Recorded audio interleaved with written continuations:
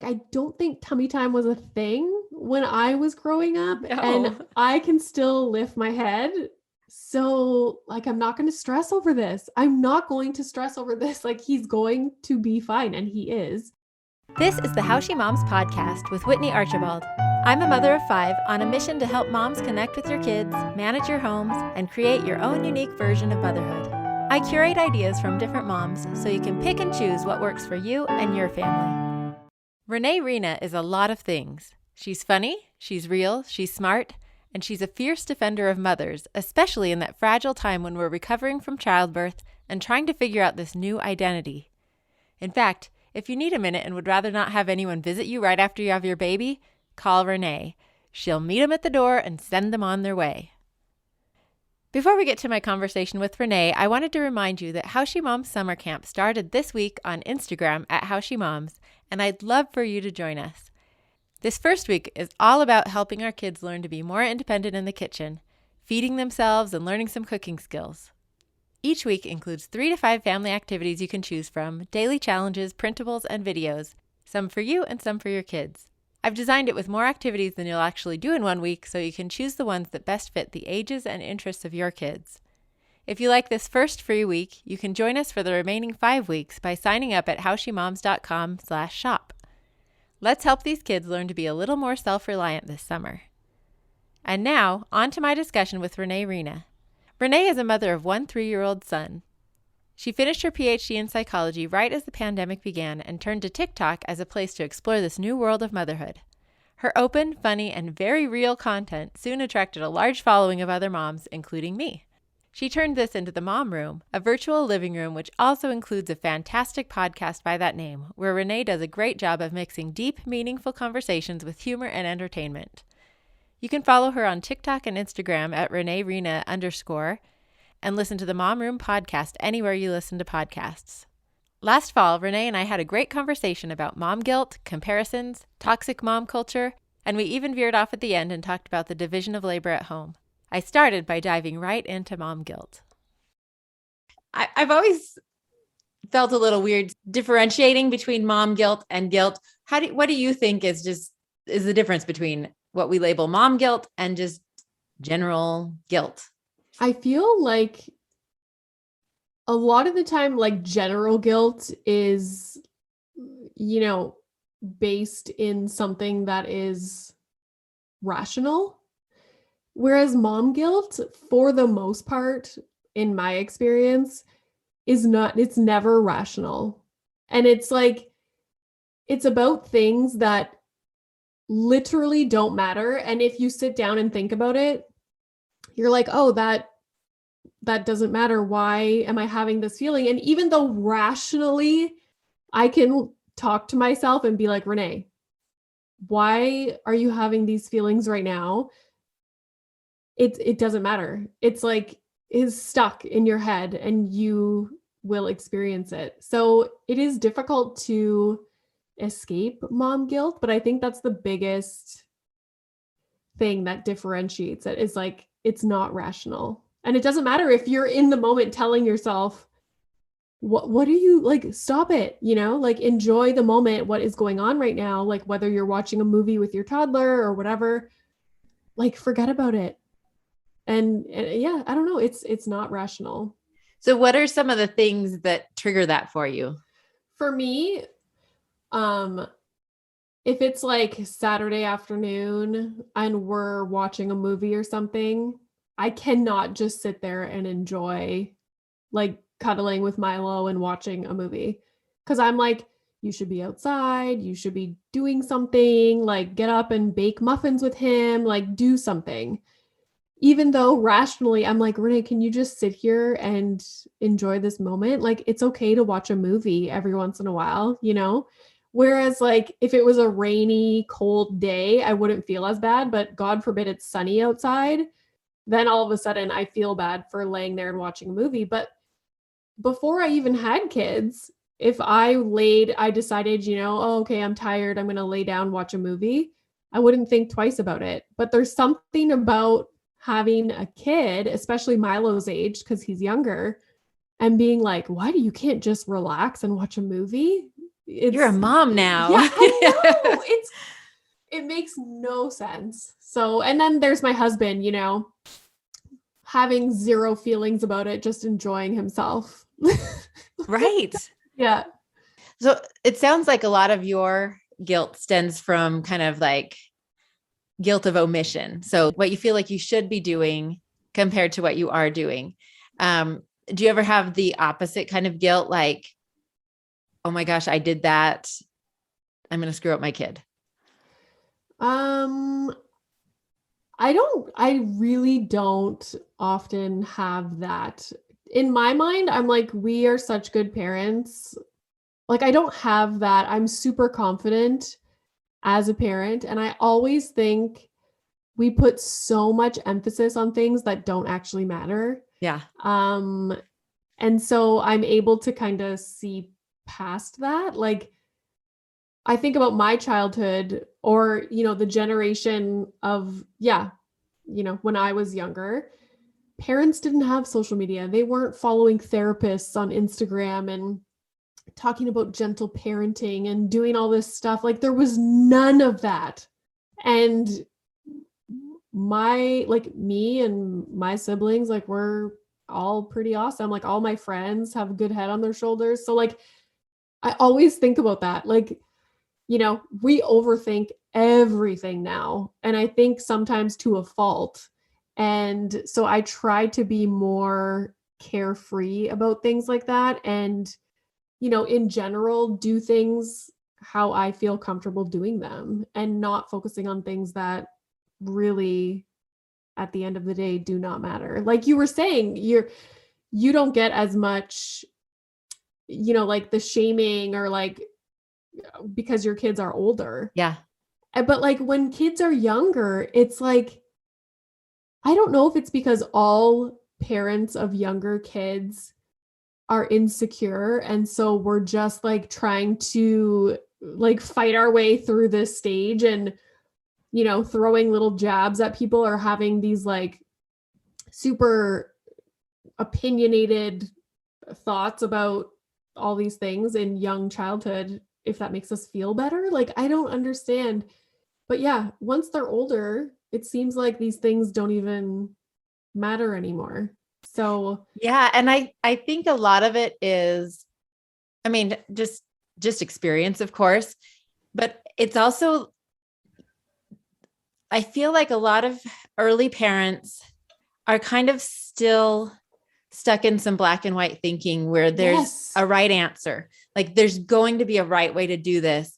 And I think that's the advantage older parents have because they realize, oh no, there are dozens of right answers for everything. And every kid's right answer is going to be different. mm-hmm. So you give yourself and everybody else a little more grace. Yeah, totally. And I remember someone saying like, there's not one right way to raise a child that's going to thrive in life. Like there's a million different ways. And every family, like the structure of the family, the parents' jobs, like everything is so different when you look family to family, the mental health of people in the family, everything.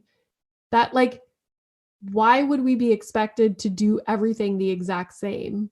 Obviously, what works for us is not going to work for the next family and so Right. on and so on with regard to like every single decision that you can make in parenting. So exactly what you said, like for some reason in early childhood, it is such black and white thinking. It's like, no, this, you can't do that. That's bad. And it's really not like that at all. Well, and part of it is decision fatigue because there are a lot of decisions early on where you're having to like plant your stake in the ground, at least for what your family's going to do, because you have to have some consistency and you have to make a decision. Then you make the decision and you question the decision and you see other people doing it different ways. And in that respect, comparison can be a good thing. And I think we tend to talk badly about any kind of comparison, but it's also critical. Like you have to have different options to compare. It's just when the judgment comes in on top of that comparison that it gets dangerous. And we get into what I want to talk to you about next, which is toxic mom culture. Oh yeah, my favorite. Yes. Oh, I've been enjoying your series and I just listened to your last episode. So, yeah, I appreciate your thoughts on that. It's kind of part of, what I'm talking about on my upcoming episode about mommy wars. So let's begin there. Just based on my research, the term mommy wars was first used in the 80s when moms started getting into the workforce more, outside of the home. And it started to kind of be a distinction between working moms and stay-at-home moms. Do you feel like that part of the mommy wars is still going strong, or do you feel like that's fading? I think for some people it's still going strong. And then I think for others, I think it's all about like being exposed to the different options that everybody has and, seeing children in all the different options that are thriving. Like for me, initially I was like, oh, like apprehensive about sending Milo to daycare. And then I sent him to daycare because I had to finish school, and he loves it. Like he thrives. I'm obsessed with all his teachers. His development like skyrocketed. So even if I wasn't working, I think we would pay to send him to daycare because it's so beneficial for him. And I have now seen that. So if you have never really known other kids that have gone to daycare and thrived, then of course, then I think you're more likely to be judgmental of it and have these strong opinions. If you've only really seen kids stay home with a parent. But then at the same time, I'm like, when kids are 4 years old, they start school. There is a huge debate about daycare, staying home, and all that. But I often get the comment like, oh, you're going to let other people raise your child. And it's like, but, in a year, he would go to school anyways. So do you homeschool your kids? Like most people do not. So yeah, I just don't see that mentality. I think some kids thrive staying home with their parents. Some kids thrive in daycare. I also think it's dependent on the child. I don't think every child, maybe there's a child that's more anxious and so he doesn't do as well in daycare. That's also a possibility. And then when it comes to moms, I always think, some moms don't have a choice. They have to work or they have to stay home, and they wish they could be doing the other option. So it's like there's a mixed bag of all these different situations. And so I think at the end of the day, you need to just be supportive of what a family is doing, because sometimes it's not even their choice. Right.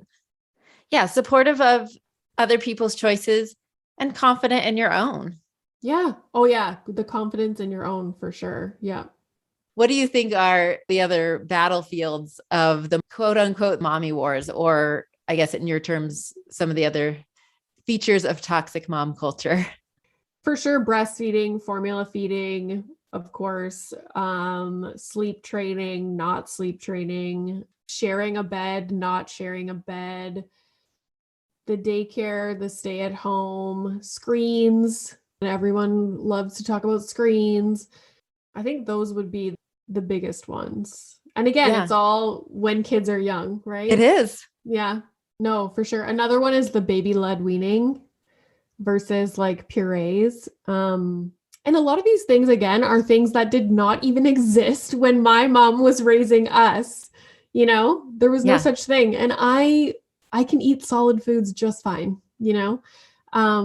but I think these things come up and then people like to, this is the only way, everyone should be doing it this way. And I find something else that happens often is someone will have a child and they're all for whatever it is, let's say baby-led weaning or breastfeeding, whatever it might be, and super judgmental of other people who don't do those things. And then they'll have a second child and it just doesn't work with that child. And now they kind of can see what other people go through.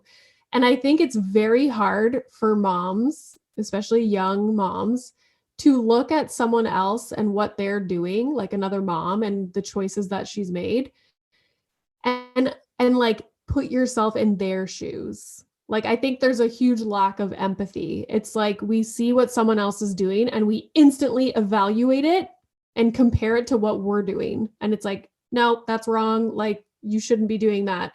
As opposed to being like, oh, I wonder why she made that decision. Like obviously she has a good reason, and just being supportive of it. Yeah. And it's usually not even in any realm of danger to the baby. I mean, Oh yeah. there is a place for judgment. Like if there is an actual abusive or problematic situation, but we encounter that so rarely Yeah. that sometimes we react as if like our our reaction is way out of line with the degree of Yeah. difference, you know? And a lot of the times, you see someone and it's very situational. For example, I can throw up a 15-second TikTok and people think that 15 seconds represents like the 24 hours of our day. And it's Right. like, no, this was just a one situation thing. Like, for example, if I give Milo his tablet at a restaurant because he's like antsy and, the coloring and all the stuff that we brought for him is not keeping him entertained. Like, of course, he's 3 years old. Why does he want to sit at a table at a restaurant? Like, he's not having adult conversation with us. Like, he doesn't want to be there. He wants to get up, explore, and play. So sometimes, yeah, we'll give him his tablet so that we can finish our dinner. And I always think like people are probably looking at us like, wow, like her child can't even go through a dinner without having a screen in front of his face, when really he rarely has his tablet. But in that moment, yeah, I want to finish dinner at a restaurant. But to other people, it appears like he must have it 24/7. So Right. it's, And there would be judgment the other way if he didn't have the tablet and he was throwing things oh, and spilling yeah, his water and 100%. Oh, yeah. yeah. Like Yes. we got him apple juice one time because we were like, it was his first juice that he had ever had. And it was just this past summer. And I was like, oh, that'll keep him, like, he'll be really excited about it. So we get him apple juice. And then, of course, his like hand is in the cup, grabbing the ice cube. Right. Yeah. But So yeah, you're judged either way, you yeah, know? totally. Yeah. There's no winner there. And what I And always like equate it to is like, I don't get on a flight and think like, I'm going to sit here for 6 hours and just do nothing. Like, no, I bring screens, I bring books, I have magazines, I have snacks, I have everything. And that is the same thing with a toddler.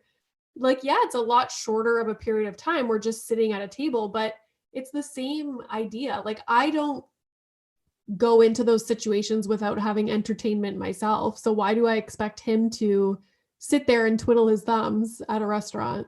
right.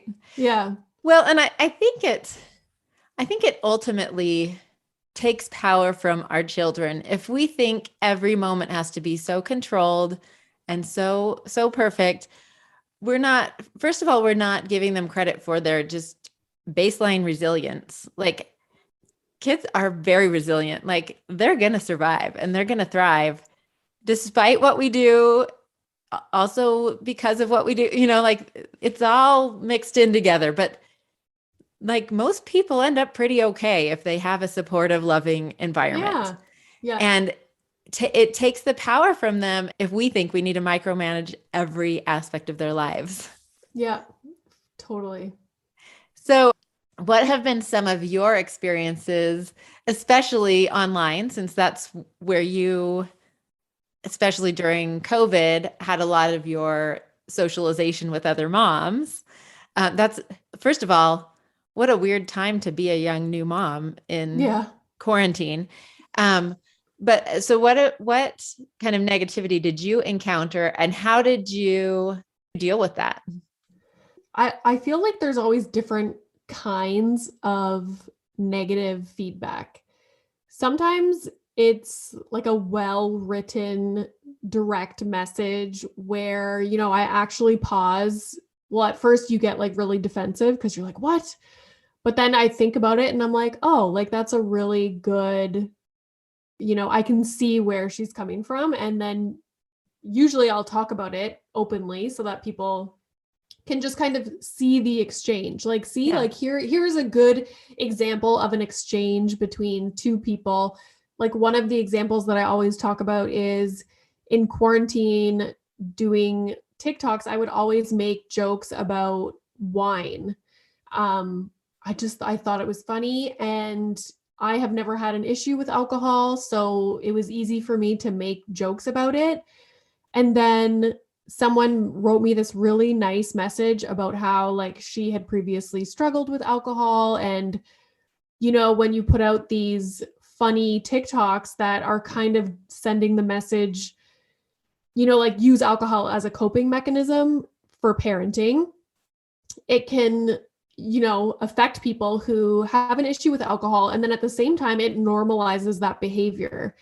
And I was like, wow, that is a great point. And so I never made jokes like that again with regard to alcohol. So that was a good example. And then there's always comments that are not thoughtful, and they're also common. And I think a lot of moms who do whatever I was doing in the TikTok or whatever I'm talking about, like screens, whatever it might be, receive the same kind of comment all the time. And so, because a lot of time people are like, why do you even respond to these people? Because sometimes I'll do a video reply so that everyone can see the comment that they put, and then I can respond to it. And I always say, like, I'm not responding for myself. I'm responding for other moms so they can see the feedback, like the negative comment that I'm getting, and they can be like, oh, like I always feel guilty about like screens, or my mother-in-law always makes little comments like that to me, and they can see how I respond, and then it kind of gives them confidence in what they're doing, and then confidence to respond in their own life. So yeah, those are the different kinds of feedback that I get. So yeah, that's how I deal with it. Again, I don't know, for some reason it just doesn't affect me. Like, it really doesn't. If it does, like, it'll affect me for like a day, and then once I respond to it and address it, like, it's gone. It has left my brain. So that's interesting because I'm the same way. And so it's actually almost difficult for me to do this episode because it's hard for me to relate to the moms who do like internalize that guilt, turn it to shame, twist it up and think they're a bad mom. Because I don't think I'm a bad mom. And I get the same vibe from you. Like we're confident that we're I know, good like, I moms and think that I'm we're trying our awesome. best. Yeah, like I'm like awesome. Like, my husband and I, like, we are awesome parents. Sometimes I'm like, geez, it's a shame that we're not going to have more kids because we're freaking awesome at it. And like, we're a good team. And like, yeah, like, I'm totally confident in how Milo is being raised. But at the same time, I think others might not be, because Yeah. they are focusing on those things that literally don't matter. Like, at the end of the day, like, if you think about your child growing up and being like, like a respectable like member of society, and getting a good job and being happy and like fulfilled in life, the things that we are worrying about, oh my god, that doesn't matter. Yeah. Well, I think back to now I'm gonna forget which book it was because I've read so many Malcolm Gladwell's books, but he talks about how nobody knows at what age any adult learned how to read. Like we do not compare that statistic past Yeah. kindergarten, first grade, second grade, whatever. Yeah. And yet we put so much emphasis on like that, or hold it as a badge of honor if our kid's an early reader, but they're like, adults can just read and Yeah. We don't compare fluency or No, ages at which they learn to read. So, or like as they get older, I think a lot of the times people compare their children to their peers, which again is like not a good idea. Like, don't do that. Like, everyone is on their own path in life. And, there's probably someone out there whose kid is terrible in math and they're really struggling. And the parents think it's like the end of the world, because their kid doesn't thrive in math. Well, I did not thrive in math at all. And I got to university. I excelled in statistics, which people think is math, but it's not. It's totally different. I like crushed all my stats classes and now I have a PhD in psychology. And I was brutal in math. I hated it. I think I got 50% in one of my high school classes and I'm doing okay. Like, that's okay. So, overall, what advice do you have to moms who are struggling with this guilt, or they're embroiled in the mommy wars, to inoculate themselves against this, to make sure that on a personal level, they exit the mommy war? I always say whatever decisions you're making in parenting and why you chose whatever you did. So for me, like with breastfeeding, after a few weeks, we switched over to formula. I kept pumping because, again, I had this thing in my mind like, no, he is going to have my breast milk and, I'm going to pump and freeze all this. And then it ended up being, a total waste of effort and waking up in the middle of the night to pump. And because anytime I started to reintroduce breast milk, he would have like crazy diarrhea. I didn't want to do like the elimination diets and because he was up all night and gassy. So instead of feeling bad, like, oh my God, I didn't breastfeed, I gave him formula, it was like, no, but look at the situation that you were in. Like, you were crazy anxious because he was having diarrhea. He was born really small. So I was worried about him not gaining weight and not, like taking in the nutrients.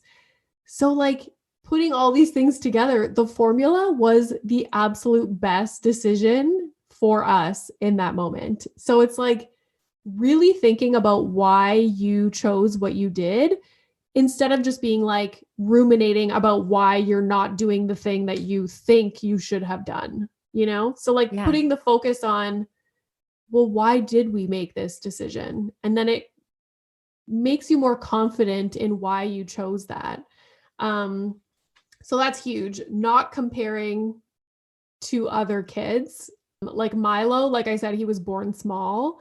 And my two friends who had kids right at the exact same time, they were born much bigger and they hit every milestone like way before we did. I hated tummy time. It made me really anxious. But again, I was like,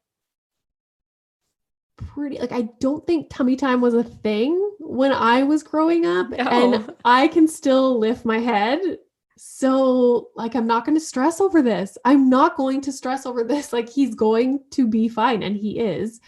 But like I think we get so paranoid because there are kind of the outliers in these different situations to where if you don't hit a milestone by a certain time, then there could be something else going on, Yeah. which, like, okay, you go get it checked out. But for the most part, there is a huge range in where kids will meet milestones because they're all born at different times in like the pregnancy. Like Milo was 38 weeks, some are 41 weeks. So technically, they're like 3 weeks bigger than Milo, but they were born on the same day. You know what I mean? Yeah. So just not comparing to other kids and just not stressing about all these different milestones, not stressing about if you don't want to do baby led weaning, then don't do it. Like have the confidence to be like, it's not working for us for whatever reason. For me, it was anxiety. Like I was so anxious about choking, even though all the research says like they're not going to choke anymore. So doing baby led weaning, I was like, I still don't feel good. And I don't want to be anxious and stressed out every single time I have to feed him, because Yeah. that's a lot of times in a day that I'm sitting there anxious and not enjoying just feeding him. So, yeah, it's just really thinking about those decisions, not comparing. Um, and I think when you're confident in your own decisions, you're also much less likely to look at somebody else and judge them for what they're doing, because you understand that they're just like you. They're making the best choice for their family. Yeah, for sure. No, that was a great way to kind of sum up too, what we've been talking about. One last thing that I would like to talk to you, especially because you're in a similar situation with a husband with a high intensity, and basically he's just not physically present in your home very much like mine. How have you guys, in the course of your marriage and parenthood, how's your division of labor evolved? Yeah. So we like I'm home during the day. So of course I like tidy up. Like this morning, I come home, I tidy up because after the weekend the house is like a tornado went through. I can do laundry during the day. Like I have a very flexible schedule, flexible job, which not everybody has, but that's just our situation. So I can do stuff during the day. He does a lot. And I think it has to do with the fact that he lived by himself for so many years, doing med school, doing residency. So he had to. He like is always doing the dishes. He, does laundry regularly. Um, but at the same time, we have different priorities, and like what bugs him, for example, dishes in the sink drives him nuts, whereas I don't care. Like I will put dishes in the sink because I just don't want them on the counter. Whereas he doesn't care if stuff's on the counter, but I do. So like you have to understand that about each other, right? Like Yeah. I can't expect him to walk into the kitchen and instantly start clearing the counter and putting stuff away, because having clutter on the island and on the counter doesn't bother him. Just like he can't expect me to keep the sink spotless with no dishes, because that doesn't bother me. Like the odd time, if he's coming home late, I'll try and make it a point to clear out the sink because I know it bothers him. And so I don't want him to come home from work and just focus on that. So, like, that's, understanding and doing something for the other person to make their life a little bit easier. But you can't expect the other person to care about the things that you care about. Like I change the bedding all the time. I do the vacuuming most of the time, whereas he does other stuff. So there's some things that each of us do all the time, regularly. That's like our thing because we care about those things. And then there's things that we both do. But yeah, I would say it's our division is really good. And I think he does do a lot considering how much he works outside of the home as well. That's awesome. Well, I think we have a benefit living with, and the time we do again, where it becomes a conversation about people living together without gender stereotypes being mixed in. Oh, So yeah. we can be like, we are two people who live together. We each have these different standards and different talents and different priorities, as you said. Then you can make you can like figure things out and kind of come to an understanding without the baggage of who should be traditionally doing things. Yeah. Like that our parents didn't get. No, for sure. He cares about the cars being clean. And I'm like, the car could be caked in mud and I do not care. But like That's us too. he goes and he likes that the cars are clean. I'm like, okay, I'm like, go for it. Right. But like, and similar to me, like I will spend a few hours organizing a closet or something, and he would let that closet go for 20 years and just not care about it. So once you live with someone, you start to learn kind of what each other's things are. So it is really funny. And like the cooking thing, like you said, people's talents. I suck at cooking. And things that I am good at cooking are very basic. I have a very basic palate, so it's fine for me. But he prefers other, more advanced dishes, let's say. So he often does the cooking when he can. And people always find that like, oh my gosh, he works and comes home and makes dinner. And it's like, yeah, he does because he cares about dinner. He's a better cook. I'm also working. So what's the difference? When I do cook, he has like a small little portion and then he'll like heat a pizza in the oven. So yeah, it all comes back to like what works for your family. Yeah. Yeah. And I'm so optimistic about where we're headed in all of these things, like the mommy wars, everything, mom guilt, and this division of labor, that we can kind of get to a place where we're just all people doing our best. We recognize that everybody else is striving and doing their best. We support each other. We support our spouses. I mean, it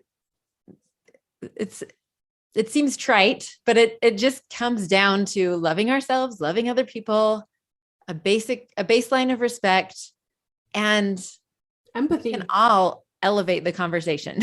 Yeah. So. And looking at someone else's decisions and situations and being like supportive of it and not judgmental and not being like, oh, I could never do that. And it's like, okay, but that's you. That's your life. Like they live a completely different life. So yeah, just understanding that every family situation is different and we're all just trying to do the best and do not focus on things that don't matter. Yeah. And the world is way more interesting because of that diversity. Oh yeah. Yeah.